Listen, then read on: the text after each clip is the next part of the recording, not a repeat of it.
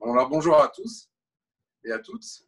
Donc aujourd'hui, on fait enfin la recette à base de levain. On en a parlé souvent parce qu'on a fait beaucoup de recettes à base de levure. Pour l'instant, la différence, là, c'est qu'on va faire ça avec du levain.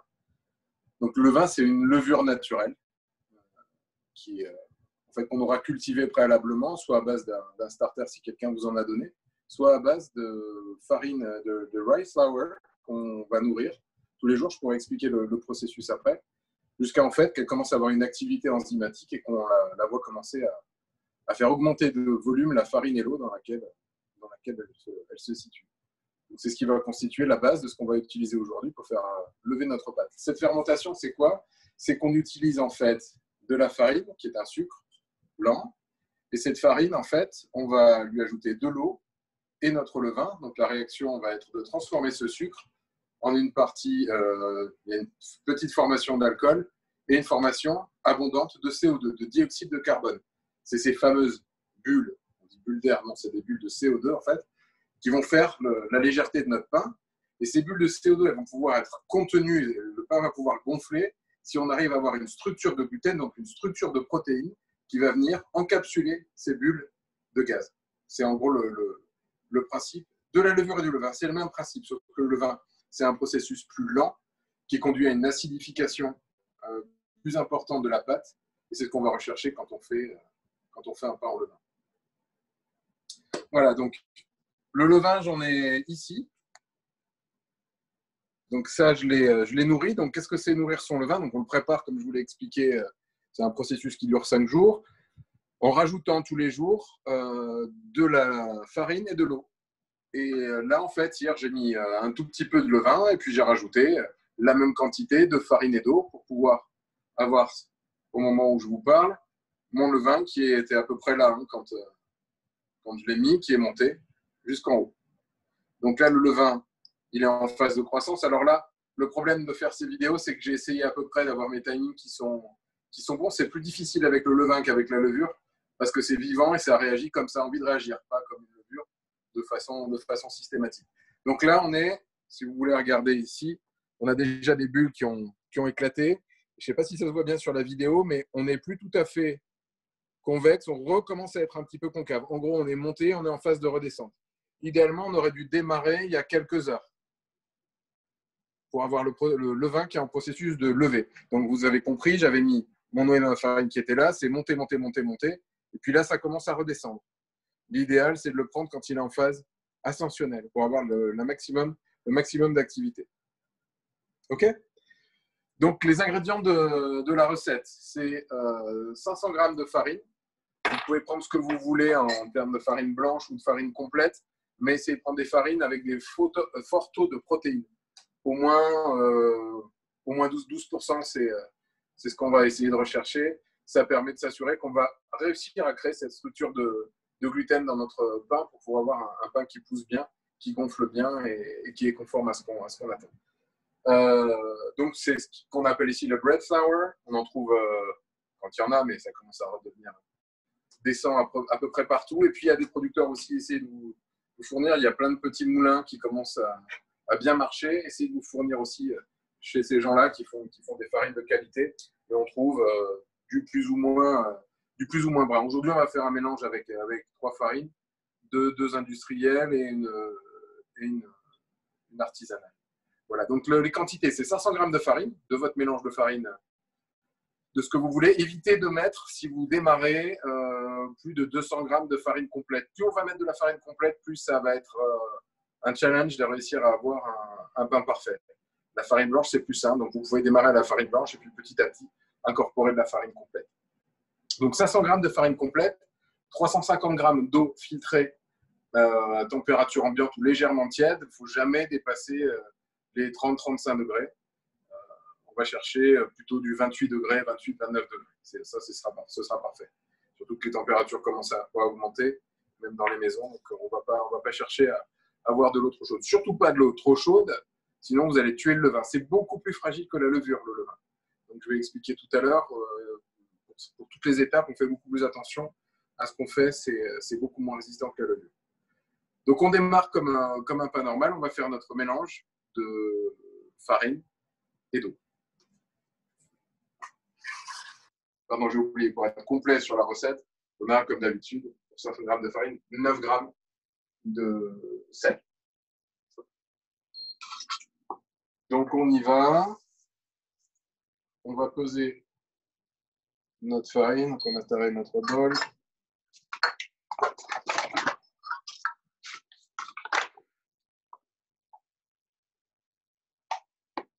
Alors, on va se mettre une centaine de grammes de sel là.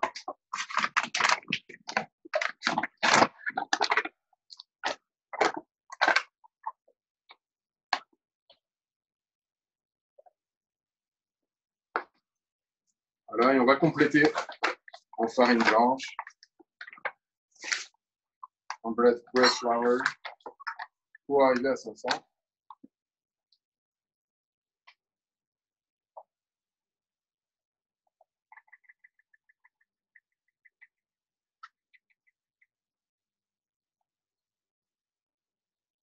Voilà. Au-dessus, allez. Parfait. Ensuite, on va ajouter les 350 grammes d'eau à glacer.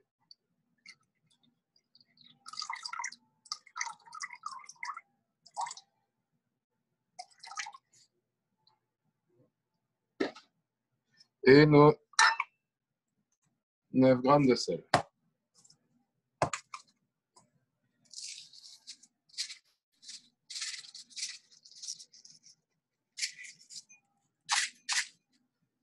Ouais, alors j'ai un petit fichier avec cette granule de sel.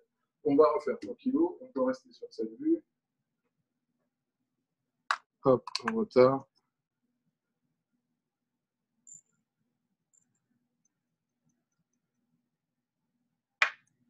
OK.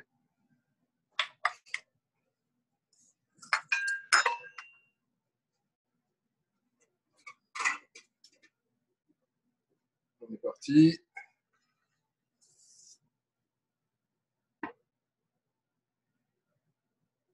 Là, je vais mélanger alors. Je vais mettre mon levain après, hein, qui est ici. Donc, la quantité de levain, je vais en mettre 150 grammes à peu près pour 500 grammes de farine. Je vais mélanger mon sel dans ma farine. Je répète, on essaye d'éviter de mettre en contact, et c'est vrai pour le levain aussi, on essaye d'éviter de mettre en contact direct la levure ou le levain avec le sel. Ça ne tue pas la levure ou le levain, ça la ralentit, mais ce n'est pas notre but ici, donc on va éviter de le mettre en contact direct. Et donc on ajoute les 350, je vais mettre presque tout, et je vais en garder un tout petit peu, éventuellement en eau de bassinage. Pourquoi je fais ça? C'est que si jamais après avoir mélangé, j'ai encore un peu de farine non humidifiée à la fin, voilà, ça va me permettre de la récupérer même au pétrin. Alors, ça se passe plutôt bien. On va pas la garder. Là, ça, je l'ai gardé pour, vous savez, parfois, voilà, on a comme ici, il y en a très très peu, un peu de farine qui ne veut pas se mélanger. Donc, le truc creuset, c'est de se garder un peu d'eau et de le mettre à la fin pour être sûr qu'on a incorporé toute la farine qu'on voulait incorporer.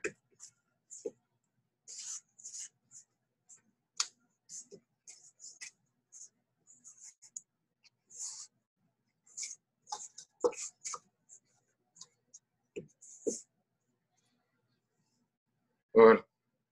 Donc là, comme on avait fait sur les pains à base de levure, je peux faire une autolyse. Donc, c'est laisser ce mélange-là s'hydrater et se détendre pendant de 30 minutes à 3 heures, voire plus. On ne va pas le faire là, on va essayer de gagner un peu de temps. Et on va donc ajouter nos 150 grammes de levain. Vous voyez le levain, à quoi ça ressemble. Pas très osé parce que ça un peu petit. Voilà. Vous voyez le levain, c'est plein de bulles.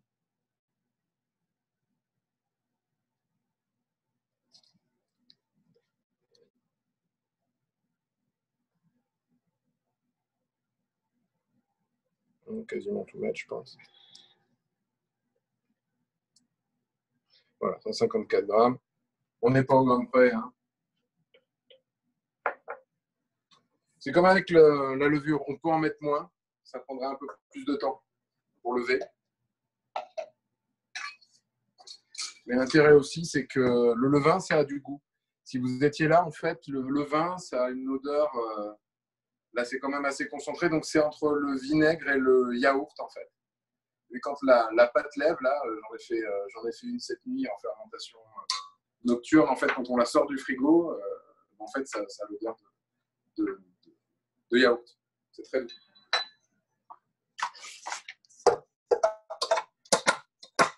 Pour les feignants comme moi, on peut utiliser le KitchenAid avec le crochet.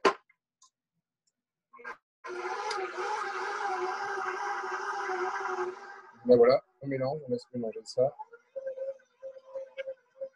Je répète, KitchenAid demande à ce qu'on ne dépasse pas la vitesse 2 quand on fait du pétrissage. Bon, là, il n'y a pas beaucoup de volume, hein, mais...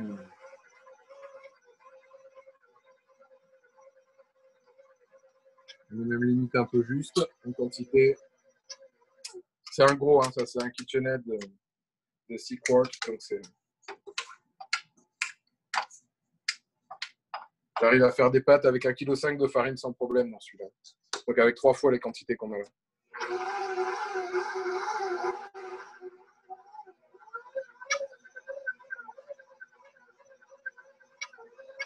Voilà, et là, l'idée, donc, c'est de faire ce pétrissage jusqu'à ce que ma pâte qui est grumeleuse ici devienne très lisse.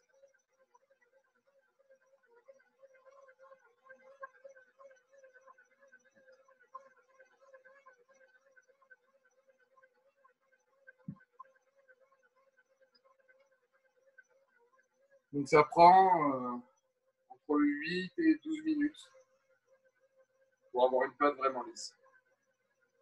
Et avoir, alors ça c'est la pâte lisse, c'est un témoin. Qu'est-ce qu'on est en train de faire en fait? On est en train, par le pétrissage, de s'assurer que le réseau de gluten se développe.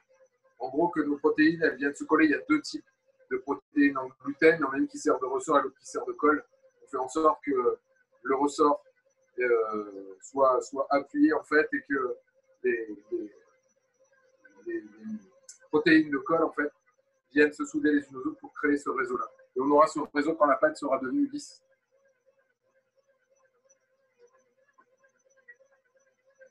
Là, on voit, ça devient un petit peu plus lisse.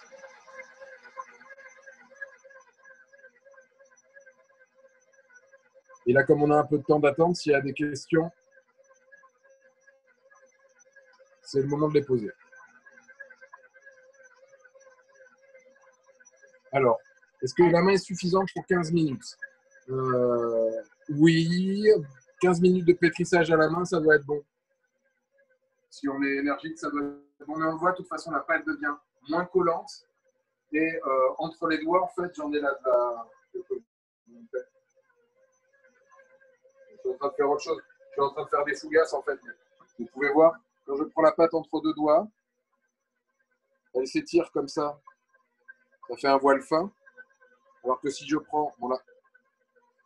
Alors que si je prends celle qu'on est en train de faire, on va y aller. Voilà. Alors encore tendance à être assez cassante. Voilà, si je la prends entre deux doigts, elle est cassante. On voit qu'on n'a pas du tout affaire à la même structure. Il n'y a pas de cohésion encore ici. OK?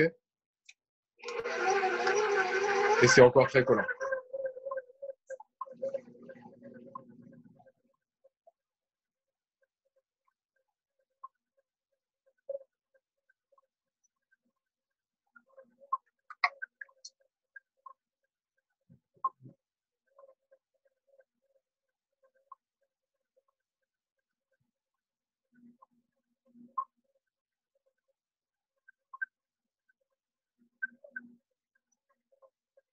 Bon, et puisque j'ai eu la question, on va s'arrêter là.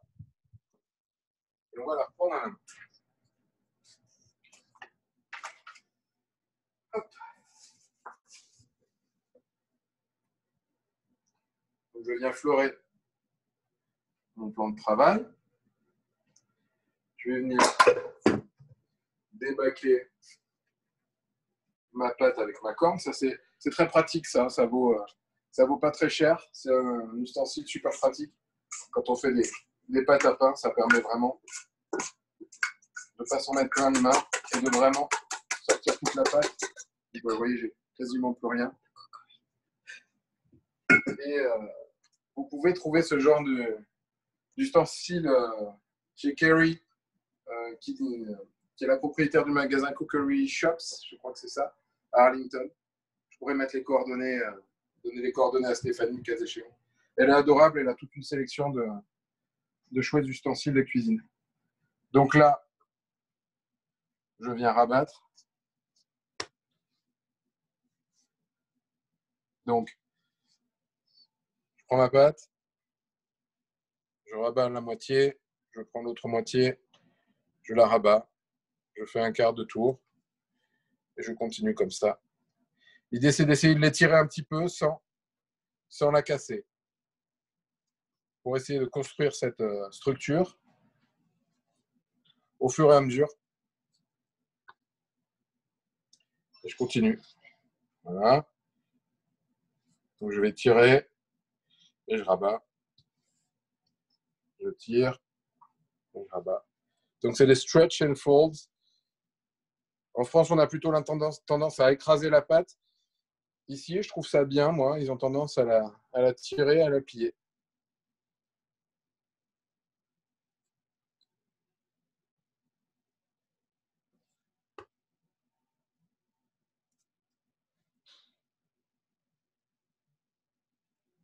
Alors, je fais toujours la même chose. Je tire par moitié. Et je rabats. Et je vais faire ça jusqu'à ce que j'en ai marre, non, jusqu'à ce que ça devienne vraiment plus lisse. Là, c'est encore un peu collant. Ça va de mieux en mieux. Je le sens vraiment au doigt. Là, c'est pas de prendre la force, en fait, et prendre la structure. Je pense que ça se voit même à la vidéo, là.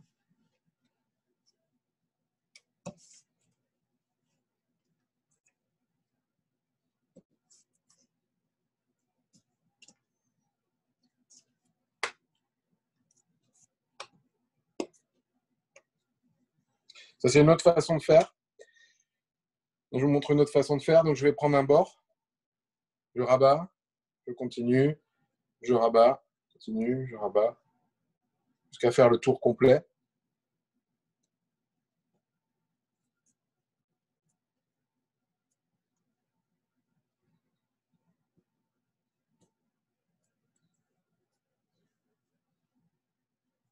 Là, c'est assez collant, mais je ne rajoute pas de farine.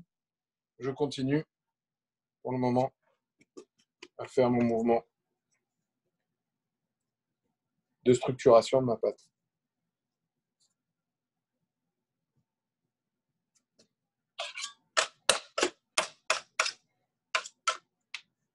Je vais être un tout petit peu fleuré. Un peu trop fleuré même là, mais ça va. Et je continue.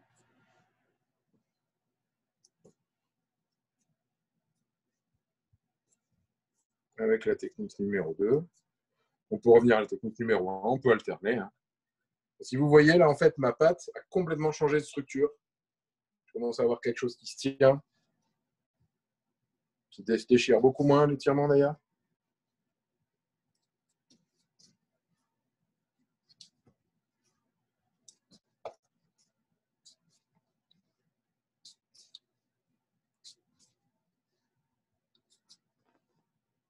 Si vous avez du temps et que vous êtes à la maison, ce qui est génial, c'est de faire un bon premier pétrissage. Là, on y est quasiment. Et de revenir toutes les demi-heures, 2 ou 3 fois, refaire quelques tours de stretch and fold sur votre bâton avant de lancer la première fermentation à proprement parler. Cela dit, on peut ne pas faire cette étape-là, on ne va pas la faire, pour des raisons de démo. Là, vous voyez par rapport à si vous. Là, on peut vraiment. Là, ça colle beaucoup moins au doigt. J'arrive vraiment à le faire. On n'y a rien qui colle, ça se détache du plan de travail. On a vraiment structuré, on voit vraiment que la pâte a pris de la structure. Si on voit ici, on est capable de bouler très proprement.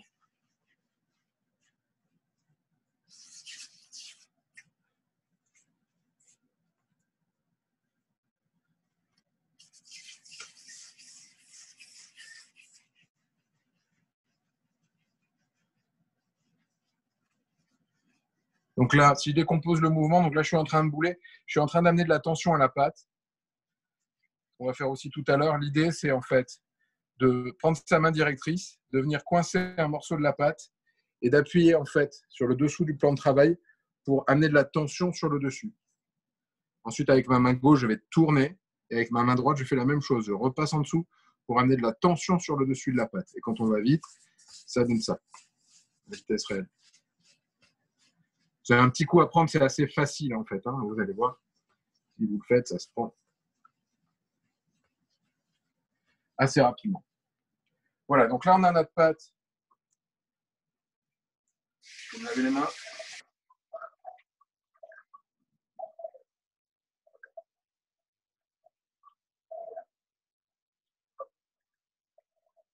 J'ai une question, Arnaud. En fait, dans le pétrissage, là, quel est le risque, en fait, si l'étape est pas, si on prend pas le temps d'aller jusqu'au bout, qu'on n'arrive pas à évaluer correctement l'élasticité. Alors, le pain, la recette, elle est simplissime, mais le résultat, il dépend du fait qu'on ait respecté toutes les étapes. Si on n'a pas fait un assez bon pétrissage, on n'est pas assez structuré son réseau de gluten, donc on va faire un gâteau. On risque de faire un gâteau de farine. C'est-à-dire qu'on risque d'avoir un manque de structuration et d'alvéolage, ce qu'on recherche dans le pain. Donc, c'est indispensable.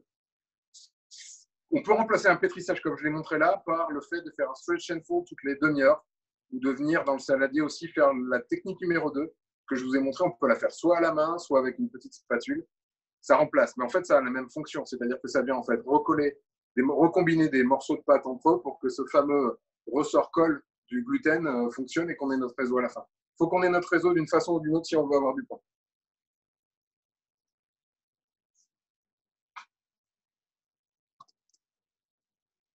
Bon, structure qui n'est pas trop mal. On voit l'énorme différence par rapport au début. Hein. On pourrait pétrir encore un peu plus. Là, voilà. C'est sympa en plus parce que ça colle plus trop.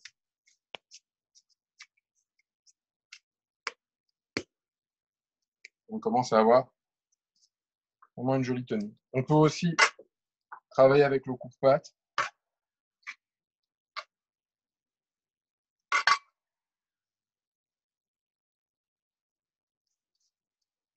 Allez. On est bon. Donc là, on va pouvoir démarrer la fermentation. Donc, ce que je vous conseille très, très fortement, et ce que j'ai fait, et même ma fermentation, elle est un peu trop poussée, je vais vous expliquer pourquoi, parce que j'ai préparé ma première pâte, celle que je vais sortir maintenant, hier matin. Et j'aurais dû normalement, non, je l'ai préparé hier après-midi, j'aurais dû m'en servir ce matin tôt, en me réveillant, ce que je fais habituellement. Là, je l'ai gardé, pour vous, je l'ai gardé au frigo, mais je ne suis pas optimal dans le résultat que je vais avoir parce que la fermentation, elle a aussi une courbe un peu exactement comme celle du levain. Ça fermente. Donc là, on est à l'optimal et puis après, ça surfermente. On passe dans la deuxième partie. Elle a tendance à retomber et à avoir moins de force. Donc quand on va la mettre au four ou quand on va la travailler, elle va avoir tendance à moins bien, les alvéoles vont être plus écrasées. Et donc on aura un pain qui sera beaucoup moins joli au développement et beaucoup moins aéré. Ce que le problème que je risque d'avoir là, parce que j'ai trop fermenté. Donc ce que je vous conseille, l'idéal, c'est le soir, 12 heures de fermentation au frais, au réfrigérateur. Donc, cette boule, vous la mettez dans un saladier. Le mien, il est pris pour l'instant.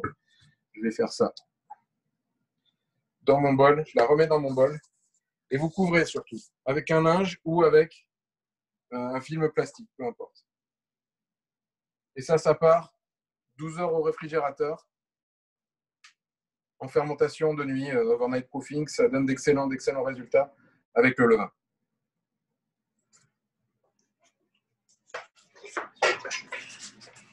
La magie du pas direct, c'est que donc je les fais hier. J'en ai une qui était préparée. Donc là, je l'ai déjà un petit peu rabattu parce que, bon, je vous passe les détails, mais en gros, elle avait déjà un peu trop levé. Donc on va essayer de sauver le truc au moins pour que je puisse vous montrer toutes les étapes en détail.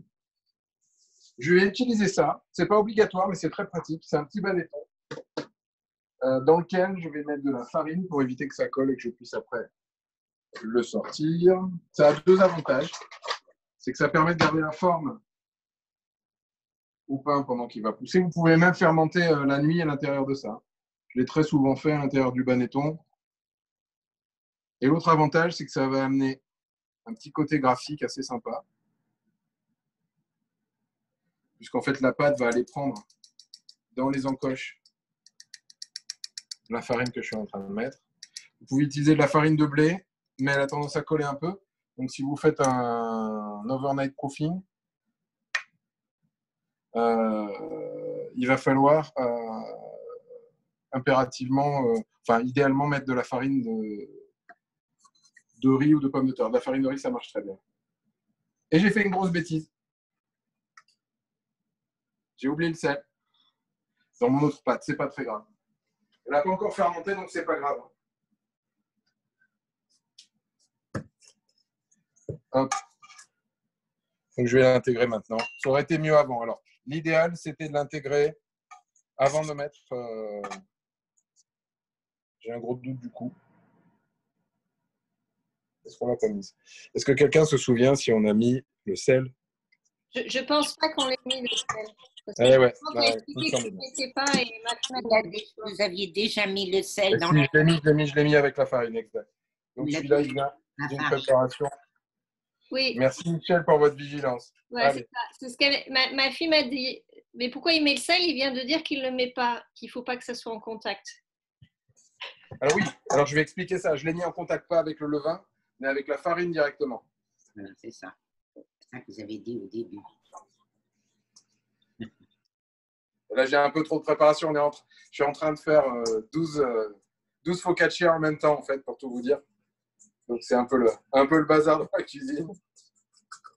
Et je me mélange les pinceaux. Mais on est bon, là. OK. Allez, ça repart. Ouais. Ça repart là-bas.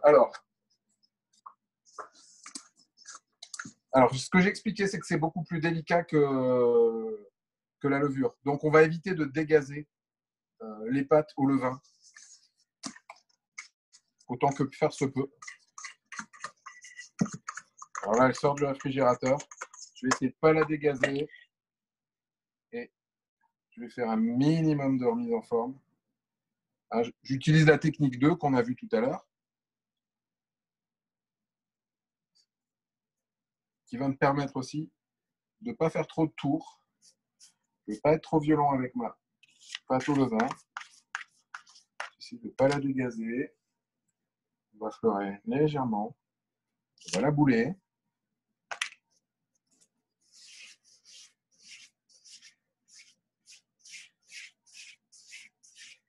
On va la bouler sans excès. On va la mettre tête vers le bas, upside down, dans le banéton. Ici, je vais faire attention de bien recoller mes soudures pour éviter que mon pain s'ouvre. Ça va être le bas en fait du pain quand on va l'enfourner. Donc pour éviter qu'il ne s'ouvre par le bas, parce que je veux qu'il s'ouvre par les grignes qu'on va faire tout à l'heure, je m'assure d'avoir bien soudé le fond de mon pain. Voilà. Idéalement, après l'avoir boulé, donc soit je sors du frigo directement après mon overnight proofing et je peux enfourner directement. Donc si je sortais là du réfrigérateur, j'aurais pu directement poser mon pain sur ma pierre et enfourner. Là, idéalement, comme je lui ai remis un tour, il faudrait qu'on attende un tout petit peu qu'il y ait un peu de relaxation de la structure de gluten, au moins une quinzaine de minutes à une demi-heure. On ne va pas le faire parce que sinon, on va avoir une vidéo qui n'en finit plus. Et donc là, j'avais préchauffé mon four au maximum à 500 degrés. Donc j'avais préchauffé mon four à 500 degrés et je vais générer de la vapeur d'eau. Donc je mets un petit panier avec des glaçons, où là j'avais même aussi un petit moule avec de l'eau pour m'assurer que j'ai une bonne humidification de mon four. Un peu d'eau en pulvérisation aussi. Et on va enfourner. Alors, pour le pain, on évite la convection. On évite la chaleur tournante. On va se mettre en traditionnel. Température maximum. Et il faut que votre pierre ait eu le temps d'emmagasiner de la chaleur. Donc, il faut que la température du four ait été atteinte. Donc, le petit voyant heat se soit éteint depuis au moins une demi-heure. Au moins 20 minutes, on va dire. Pour être sûr que la pierre est à température. OK? Donc, ce qu'on va faire, on va maintenant. On aurait dû attendre un peu plus. Hein. Là, je raccourcis les opérations pour aller plus vite. Donc, je farine une plaque. J'utilise ça pour faire mon transfert. Et je vais directement renverser mon pain sur ma plaque. Voilà. Ensuite, je prends un cutter. Moi, j'aime bien faire ça avec un cutter. Vous pouvez prendre un très bon couteau. Et je vais grigner. Donc, on va faire une grigne assez simple.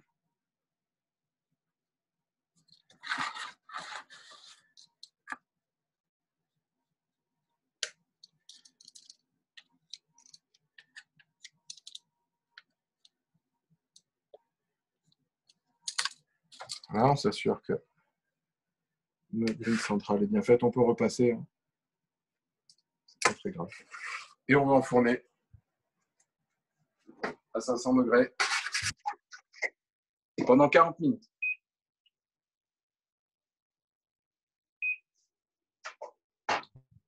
Alors, pendant 40 minutes, ça peut être 35, ça peut être 45, ça dépend de votre four. On a tendance au début à toujours sous-cuire ses pains. Et avec les pains au levain, ils aiment encore plus la cuisson un peu poussée que les pains à la levure. Donc, n'hésitez pas à avoir une coloration assez poussée, juste avant que ça brûle, en fait.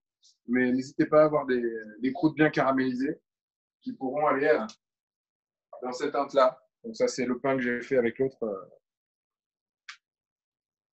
J'ai fait deux fois 500 grammes. J'ai fait 1 kg de farine. J'ai mis 1 kg de farine à fermenter. Ce pain-là, je l'ai fait cuire tout à l'heure, entre midi et 2.